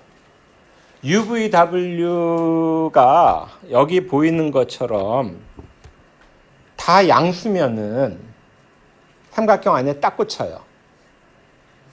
하지만 얘를 보세요. V가 마이너스거든요. 음수라고요. 근데 V가 뭐였죠? 요 B에 해당하는 삼각형이 전체 삼각형 중에 차지하는 비율이었잖아요. 근데 이 삼각형이 원래 삼각형 ABC를 벗어나 있네? 그럴 때 얘의 웨이트 V는 음수가 되게 돼 있어요. 여기는 마찬가지로 A의 웨이트 U가 음수가 되겠죠. 요 삼각형의 비율인데 면적 비율인데 그게 ABC를 벗어나 있다고요.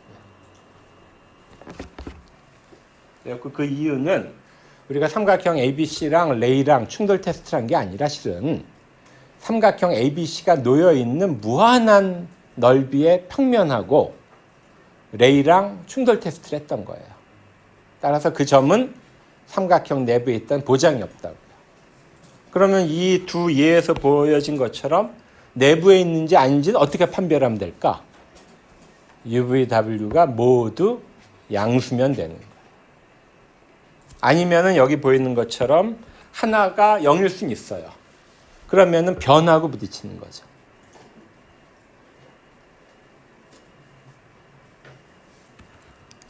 그래서 다시 결론이 앞 페이지에서 이걸 쫙 풀어갖고 TUV를 계산을 해냈어요. 그러면은 일단 UV를 갖고 테스트를 해요. 삼각형 안에 있는 애인지 아닌지. 만약 맞잖아요. 그러면은 오케이. T를 골라요. 그럼 얘가 레이랑 삼각형 부딪히는 점에서의 레이의 T 값인 거예요. 근데 그런 T는 여기 보이는 것처럼 많을 수가 있어요. 이 레이가 지금 눈으로 보기만 해도 네 군데서 부딪히잖아요. 얘들은 물론 U하고 V가 아까 그 조건을 다 만족하는 거예요. 양수인 경우. W도 양수고. 그럼 이럴 땐 어떻게 해야 될까? 당연하죠. 가장 작은 T를 구하면 되는 거죠. 그래서 얘를 고른다. 예, 끝이에요. 그러니까 여러분은 클릭 한 번 했을 뿐인데 내부에서는 이렇게 하고 있다. 오케이? 그래서 이것이 우리가 이제까지 배운 변환의 개념들, 그리고 여기 뭐 크레이머 룰부터 해갖고 몇 가지 이제 바운딩 볼륨서부터 해갖고 굉장히 중요한 개념들이거든요. 예, 그런 것들을 배웠는데, 하여튼 기본은 렌더링 파이프라인의 그 변환들을 이제 거꾸로 따라가서 하는 거다라는 거, 그걸 이해를 하시고, 그렇게 렌더링 파이프라인의 변환을 이용하는 또 다른 거가 이제 화면에 나오는 물체를 돌리는 거거든요. 예, 그거는 다음 시간에 강의를 하도록 할게요. 예, 오늘 여기까지 하겠습니다. 수고하셨습니다. 고맙습니다. 방금 전까지 이제 물체를 어떻게 픽하는지, 오브젝트 피킹에 대해서 배웠고, 그 다음 주제로 이제 굉장히 그 내부에서는 어차피 변환을 이용하는 그러한 좋은 애플리케이션인데, 또 다른 예로 오브젝트 로테이팅에 관해서 살펴볼게요. 이 그림 보면은 그냥 딱 이해가 되잖아요. 터치 스크린에서 손가락으로 주전자를 돌리고 싶다고요. 그럼 얘가 이제 뺑글뺑글 돌아가야 되거든요. 어떻게 구현하는지 봅시다. 그러면 실제 우리가 오브젝트 피킹을 할 때는 스크린 공간에서 우리가 픽 한 지점에 XY 좌표만 있는 거잖아요. 근데 실은 얘도 마찬가지예요. 다만 차이가 엄지손가락 이렇게 쫙 궤적을 그리면서 갈 테니까 그런 XY 좌표들이 시리즈로 계속 나온다라는 거죠. 그 차이만 있는 거예요. 근데 물론 이 시리즈로 나오는 것이 특정한 궤적을 만들 테니까 그 궤적에 따라 갖고 회전은 이루어져야 되는 거예요. 그래갖고 여기로 옮겼다가 만약 일로 한다 그러면은 회전이 지금 이렇게 된 상태가 여기까지 왔고 저기에서는 주전자가 저쪽 방향으로 회전이 돼야 된다. 아시겠죠? 그래갖고 실제 그 손가락 끝이 스크린에 터치한 지점을 이렇게 P1서부터 Pn까지 쫙 기록을 해야 되는 거고, 뭐 기록한 다음에 한꺼번에 하는 건 아니고 P1에서 P2로 움직일 때 물체를 회전시키고 P2에서 P3로 움직일 때 물체 회전시키고 이렇게 쌍쌍이 계속하면서 회전을 정의해서 실제 물체에 적용을 해야 되는 거예요. 그래서 우리는 이러한 그 2차원 좌표 점들이 시리즈로 온다라는 거. 그 중에서 한 쌍을 골라갖고 대표적으로 PI 그리고 PI 플러스 1이라고 하자고요. 물론 여기서 요 W, H 다 그 2차원 뷰포트의 가로 세로 길이를 말하는 거예요. 좋아요. 그러면 우리에게 주어진 것은 PI들이에요. 이들로부터 어떻게 그 회전을 시킬까? 되게 좀 난감해 보이잖아요. 그래갖고 하나의 아이디어를 떠올려 보자고요. 회전을 시킬 대상을 이러한 공이 하나 딱 감싸고 있다고 치자고요. 그 다음에 스크린에서 여러분의 손가락의 움직임은 이 공을 회전을 시키는 거예요. 그럼 공하고 그 주전자하고는 아니면 공 안에 있는 물체는 그 공하고 딱 붙어 있기 때문에 이 공이 돌아가면은 같이 따라서 돌 거라고요. 어떤 트릭을 쓸 건지 이해가 됐죠. 그래갖고 그 공을 아크볼이라고 불러요. 얘는 뭐 당연히 실제 존재하는 게 아니라 가상으로 존재하는 거죠. 이렇게 아크볼의 개념을 이용해 갖고 오브젝트 로테이션을 수행을 할 텐데, 그러려면은 이렇게 일반적인 스크린 공간, 특히 이제 가로 세로가 W하고 H인 이런 2차원 뷰포트를 그냥 사용하려면은 굉장히 좀 불편해요. 뭐냐? 딱 봐도 지금 가로 세로 다르잖아요. 뒤에 있는 공이 9가 아니라 럭비공 같은 그런 타원체처럼 만들어질 거 아니에요. 돌리기가 어렵겠죠. 직관적으로 봐도. 그래서 요 2차원 뷰포트를 여기 보이는 것처럼 가로 세로 길이가 2인 그러한 정사각형으로 노멀라이즈 시키려고 그래요. 그리고 이 노멀라이즈 된 스크린 공간에서 여기 보시는 것처럼 좌표계의 중심은 원점은 딱 스크린의 가운데 와 있어요. 이렇게 했을 때 이렇게 만든 이유는 알겠죠. 뒤에 있는 아크볼이 반지름이 1인 그런 구를 만들고 싶은 거고 그 아크볼의 중심을 3차원 공간 원점에 놓고 싶은 거예요.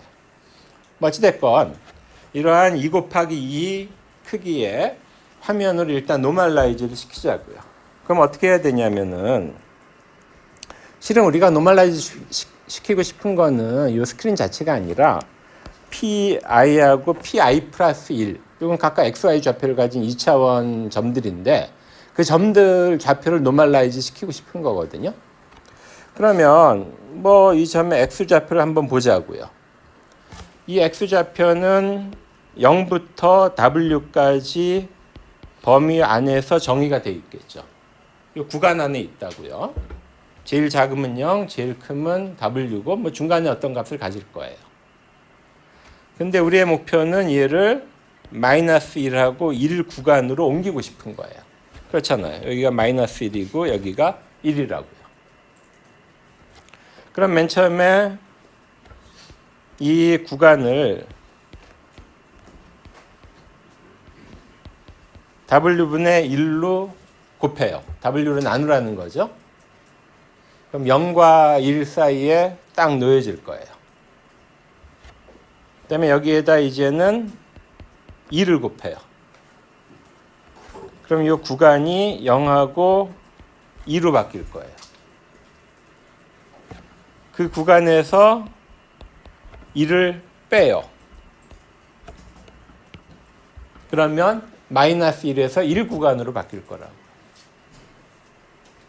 이른바 구간 변환이라고 하는 건데 이거를 계속 적용을 하면 실질은 뭐 구간도 변하겠지만 요 구간 안에 있는 X 좌표가 변하는 거잖아요. 그래서 0, W 구간 안에 있던 X 좌표가 쫙 변해서 마이너스 1과 1 사이로 떨어지게 돼 있다고. 됐죠? 그래갖고 요거를 쫙 모아보면은 W분의 2를 곱하고 거기에서 1을 빼는 거잖아요.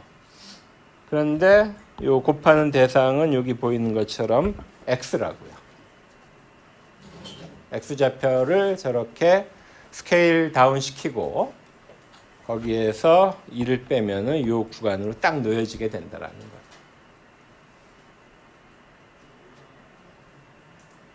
이건 이제 X 좌표 하나만 갖고 예를 든 거예요. 근데 Y 좌표도 실은 동일한 원칙일 거 아니에요. 그 Y 좌표도 동일한 원칙인데 다만 W 대신 H를 쓰겠죠. 그러면 0과 H 구간에 있던 Y 좌표가 마이너스 1과 1 사이에 Y 좌표로 정규화, 노멀라이즈 될 거라고요. 졸업사진 찍으느라고 피곤했구나. 졸지 마. 됐죠? 그렇게 해서 정규화된 거를 이제는 QI 플러스 1이라고 하자고요.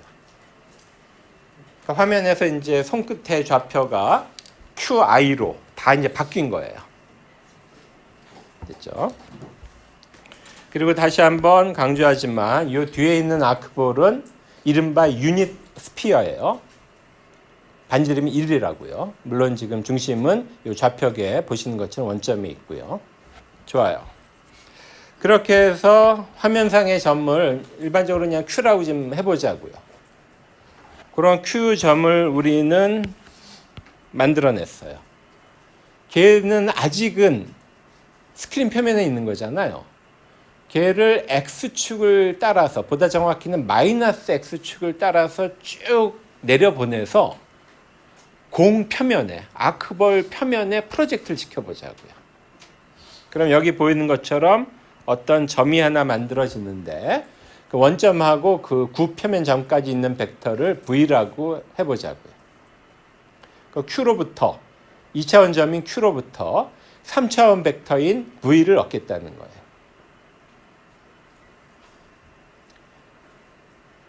그런데 그 Q는 지금 마이너스 G축을 따라서 쭉 내려갔잖아요. 그러면 이 좌표계를 생각을 해보시면 V의 X좌표는 QX 좌표와 같고 V의 Y좌표는 Q의 Y좌표와 같아요. 다른 말로 하면은 Vxy 좌표가 변화가 안 되고 그대로 죄송합니다. Q의 xy 좌표가 변화가 안 되고 그대로 구 표면에 안착을 했다는 얘기예요.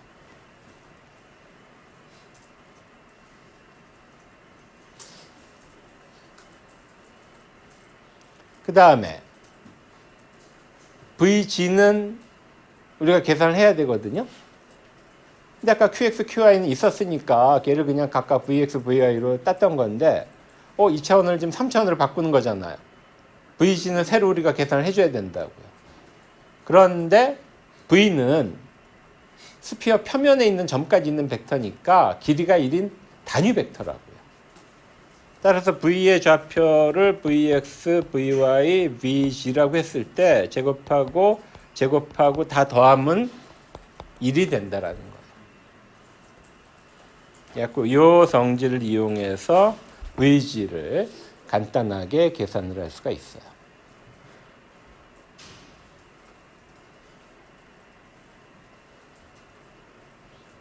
그래서 Q라고 하는 점이 주어졌을 때 걔를 아크볼 표면에 투영한 V를 계산을 했어요.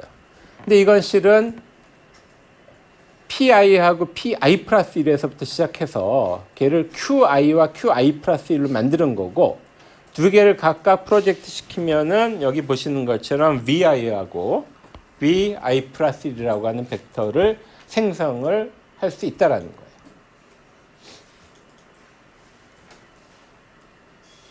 그러면 우리의 전략이 뭐였어요?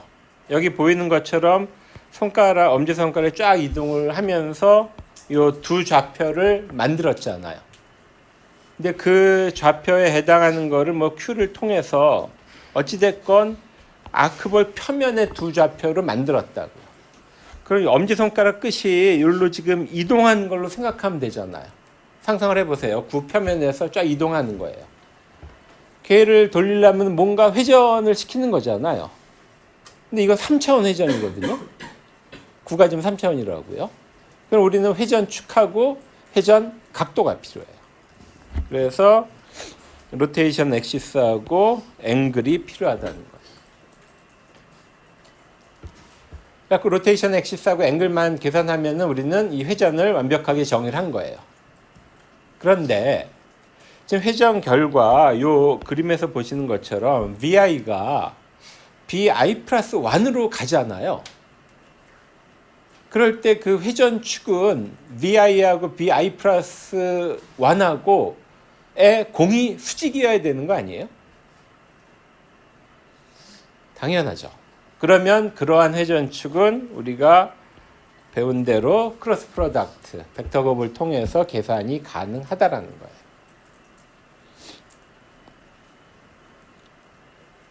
게다가 오른손 법칙을 써야 되는 거니까, 즉 V1이 VI 플러스 1으로 가야 되는 거니까 이 순서도 VI하고 VI 플러스 1으로 순서를 해야 돼요. 순서 바꾸면은 반대 회전이 만들어져요.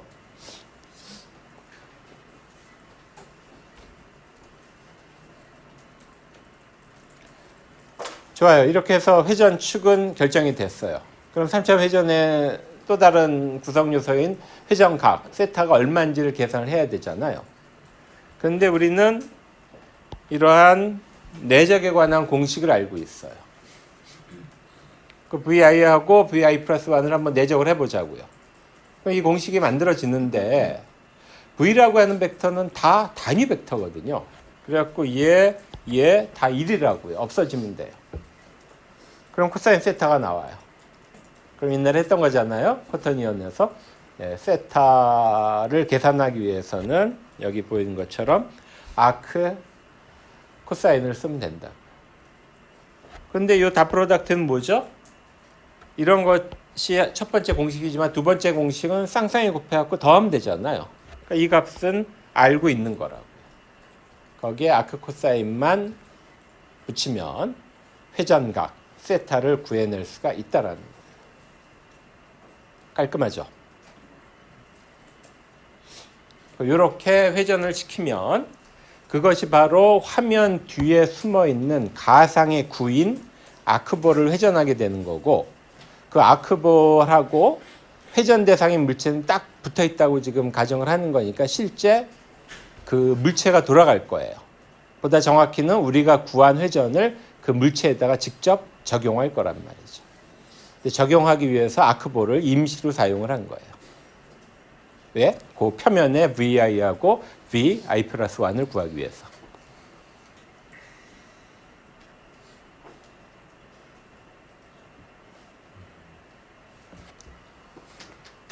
다 됐어요.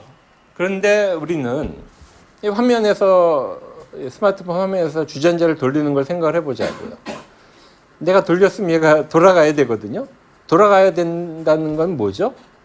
돌아간 형태로 나에게 렌더링이 돼야 된다는 거죠. 그럼 렌더링이 되려면 렌더링 파이프라인을 타야 되는 거죠. 그럼 렌더링 파이프라인을 타서 끝내 돌려진 물체가 그려져야 되는 거예요. 그럼 이 회전을 어디에 적용을 해야 될까? 이거가 이제 제가 던지는 질문이라고요. 어디에 적용을 해야 되지? 예. 그거는 답이 여기 나와 있는 대로 월드 변환 전에 적용이 돼야 돼요. 그래갖고 이 그림을 좀 먼저 보면 뭐 직역했던 거잖아요. 우리 오브젝트 공간에 있던 주전자를 월드 변환으로 통해서 월드 공간으로 바꿨어요. 거기서 뷰 변환을 통해서 카메라 공간으로 바꿨어요. 그 다음에 실은 여기서 더 갔죠. 프로젝션 변환을 통해서, 투영 변환을 통해서 클립 공간으로 갔고, 퍼스펙티브 디비전 해갖고 NDC로 바꾼 다음에 그 NDC에다가 뷰포트 트랜스폼 적용해갖고 스크린 공간까지 간 거잖아요. 그렇게 공간들을 쫙 갔었다고요. 근데 중요한 건 뭐냐 하면, 우리가 전에 배웠던 오브젝트 피킹에서는 우리가 물체를 딱 피킹했어요. 그러면 거기서 3차원 레이를 생각을 해냈었는데 그 레이는 스크린 공간에서 정의가 된 거잖아요. 그러니까 쫙 거꾸로 타고 올라갔어요. 근데 지금은 우리가 회전축하고 회전 각도를 정의를 했는데 얘는 어느 공간에서 정의된 거죠? 그냥 스크린 뒤에 뭐 아크볼이라는 거 생각을 하고 뭐 공간 하나를 만들어냈잖아요. 여러분이 렌더링 파이프라인에서 경험했던 그런 공간인가요? 아니에요. 생뚱맞은 애가 그냥 있다고. 그러니까 다시 오브젝트 피킹에서는 스크린 공간에서 레이를 설정했기 때문에 이미 우리가 알고 있는 공간이니까 거기서 타고 올라가면 되는데 도대체 이 아크볼 공간은 뭐지? 예, 우리가 생전 처음 보던 공간이에요. 그러면 렌더링 파이프라인하고 어떻게 결합을 해야 될지 일단 답이 안 나와요. 근데 어찌됐건 우리는 렌더링 파이프라인을 타고 끝까지 올라가야 되거든요. 그럼 어떻게 해야 될까? 트릭이 그냥 여기 써 있는 대로 그 회전축을 마치 카메라 공간에서 정의된 것처럼 그냥 취하자는 거예요. 즉, 이 공간에서 정의된 걸로 그냥 취하는 거예요. 근데 이게 말이 되는 트릭인 게 뭐냐 하면은 우리가 화면에 그려진 물체를 보면서 거기에 손을 올려갖고 엄지손가락을 대서 딱 돌렸잖아요. 그러니까 물체를 이렇게 정면으로 보면서 돌렸잖아요.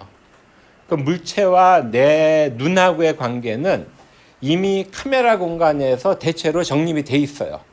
근데 눈은 지금 여기 있는 거잖아요. 카메라가. 그러니까 저 물체를 보고 있다고요. 그리고 그 물체를 돌릴 회전축을 내가 계산을 해냈거든요. 그러면 그 회전축을 그냥 여기 그림에 보이는 것처럼 물체 가운데 그냥 꽂혀 있는 걸로 생각하면 돼요. 왜 되느냐? 회전축은 벡터잖아요. 위치 중요한 거 아니거든요. 그냥 저 물체에 꽂혀 있다고 생각을 해보자고요. 그래서 그냥 아크볼 공간에서 정의된 3차원 회전축을 카메라 공간으로 as is, 여기 아니구나, 여기구나. 예, as is 그대로 옮기자고요.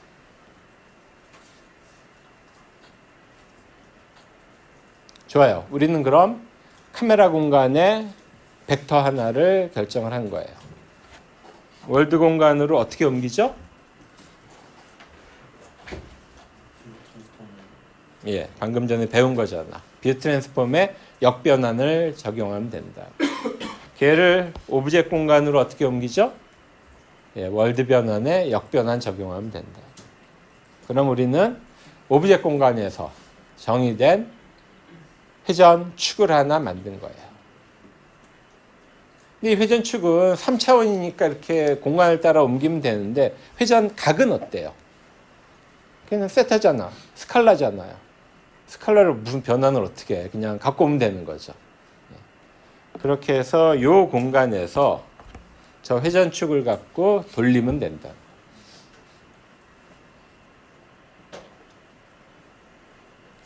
근데 다 된 것 같지만 또 생각을 해볼 게 있어요. 좋아요. 이렇게 만들어진 회전은 결국 이제 로테이션인데, 로테이션을 회전축과 회전각이 있어. 로테이션을 어떻게 만들지? 하는 문제가 하나 있어요. 우리 행렬이 필요하잖아. 렌더링 파이프라인에 집어넣으려면은. 그래서 얘를 행렬로 표현을 해야 되고, 두 번째, 그렇게 만들어진 행렬을 뭐 렌더링 파이프라인 쫙 알겠는데 월드 변환 직전에 적용해야 되는 것도 우리가 이해를 했어요. 근데 이게 선 움직임이 계속 시리즈로 계속 바뀌잖아. 그럴 때 뭔가 좀 생각해야 될 게 있을 것 같아요. 그 두 가지를 정리를 해볼게요. 첫 번째, 이런 로테이션을 어떻게 만들 건가 하는 거예요. 만드는 가장 간단한 방법은 GLM을 쓰는 거예요. GLM 기억하는 사람? 예. 6장에서 막 했던 건데 6장 뭐 한참 강의하다가 요새 GLM 얘기를 했었거든요. 예, 오픈GL 매스 라이브러리예요. 여기에 유용한 기초함수들이 무지 많아요. 이걸 갖다 쓰시면 돼요. 그래서 우리가 방금 전에 구한 세타예요.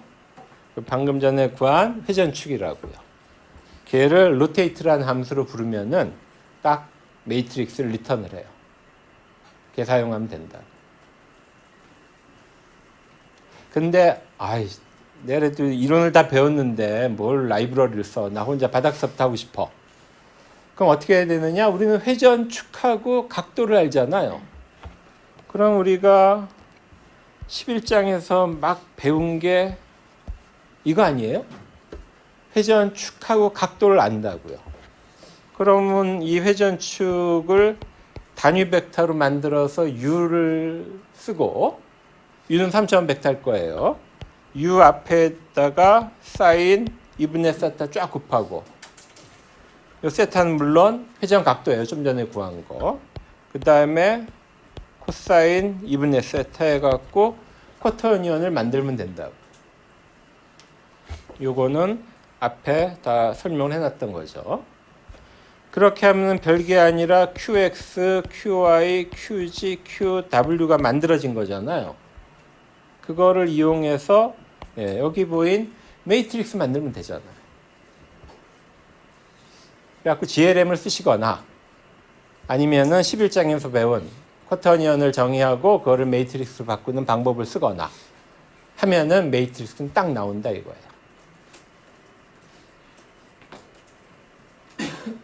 막 희열을 느끼지 않아요. 여기저기서 배운 게 다 이렇게 조립이 되잖아. 오케이. 그렇게 해서 이제 회전축하고 회전각도는 매트릭스로 딱 변환이 됐어요. 그럼 얘를 월드 변환 앞에 적용을 해야 되는데, 그럼 조금만 더 설명을 해보면 우리 뭐 계속 썼던 예니까 이거 기억하죠? 이 주전자의 경우 월드 변환이 뭐였냐면은 Y축으로 90도 회전시키고 X축으로 뭐 7만큼 이동하고 그랬던 거거든요.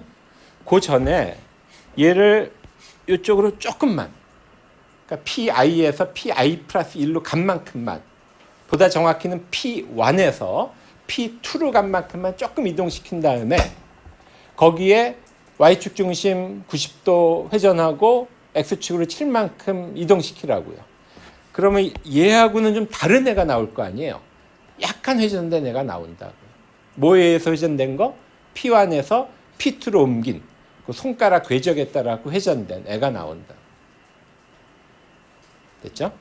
그렇게 해서 그걸 이해를 하신다면 현재 월드 변환을 M이라고 그냥 표현을 해봅시다. 우리의 예에서는 90도 Y축 회전한 다음에 X축으로 칠 만큼 간 거가 지금 M이에요. 그러면 그런 상태에서 막 손가락이 P1에서 움직이기 시작했다고요.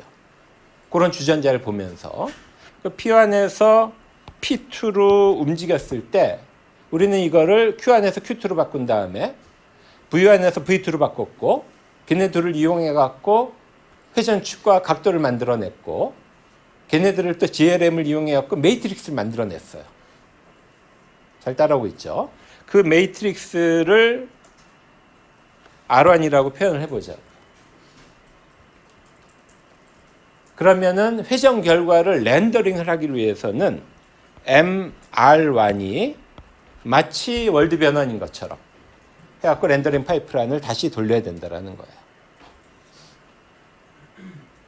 그럼 아까 설명한 거 이해되죠? R1은 아주 살짝 돌아간 거예요.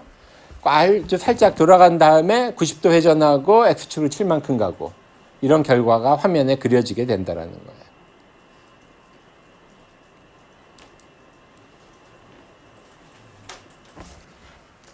그래서 이게 우리가 보여줬던 M이고 그러면 P1에서 P2로 간 손가락의 움직임은 우리가 이제 해결해 갖고 보여줬어요.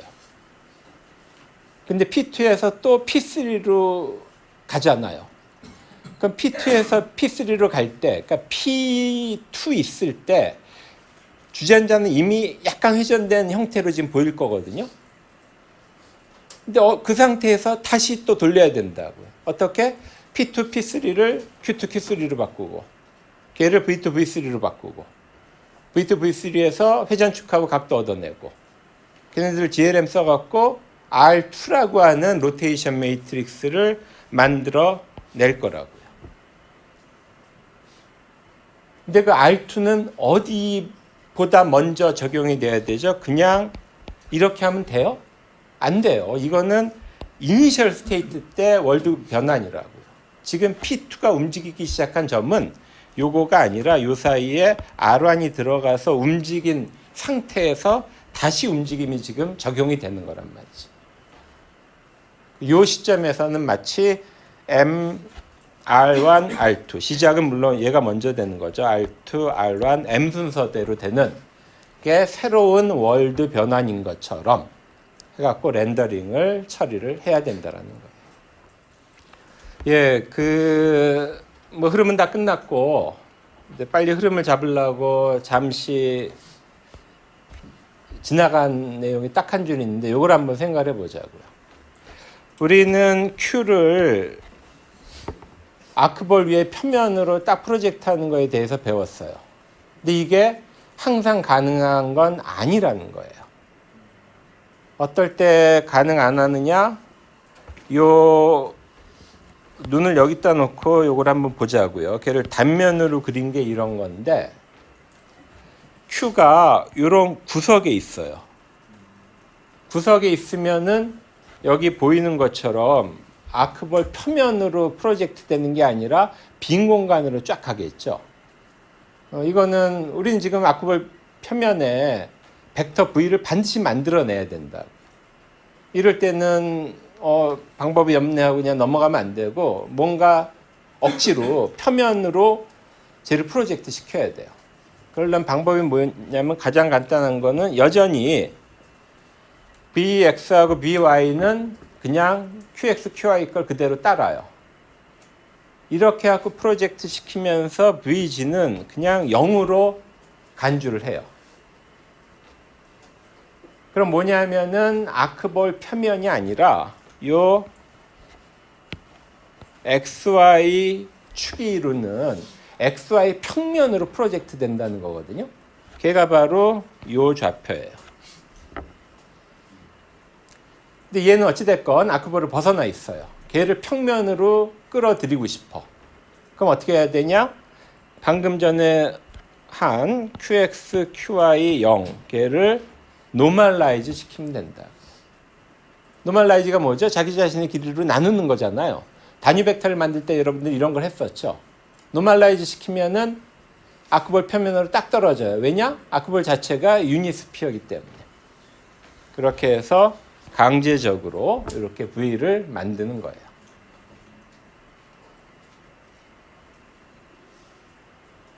그래서 어떤 경우라도 우리는 Q점을 다 V로 변환을 할 수가 있어요. 근데 예를 들어서 지금 여기가 이렇게 투영을 했을 때 아크볼 바깥으로 나가는 거예요. 근데 거기 손가락이 거기에서 그리기 힘들다. 여기로 움직였어요. 이렇게? 그러면 일단 XY 평면으로 프로젝트를 시키면 쟤는 정말 칸이 없네. 여기하고 여기 둘로 연결이 돼 프로젝트 됐다고 쳐보자고요. 뭘 얘기하려는 건지 알죠? 얘네들은 다 노멀라이즈 시켰을 때 같은 점으로 가게 돼요. 같은 벡터 두 개를 갖고 크로스 프로덕트 해봤자 지로 벡터밖에 안 나오거든요. 회전이 정의가 안 되는 거예요. 괜찮아요. 이때는 회전이 안 되는 거지 뭐. 근데 그렇게 돌아와서 뭔가 다른 점으로 아크볼 표면으로 프로젝트 되면 그때부터 회전이 재개가 되겠죠.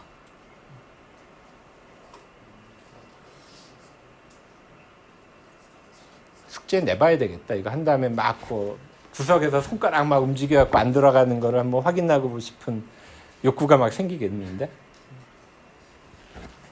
이제 이해됐어요?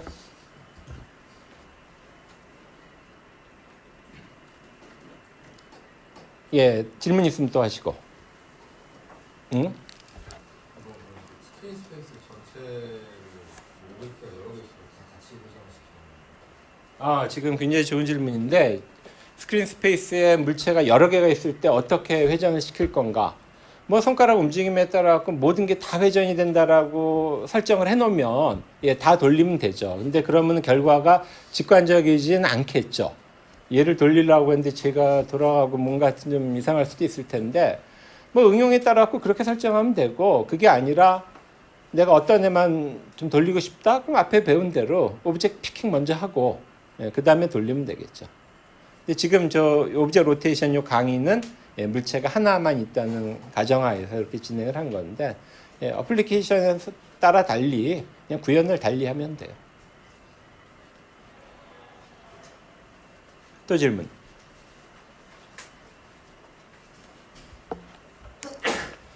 그래요. 그러면 진짜로 12장 강의를 마치겠습니다.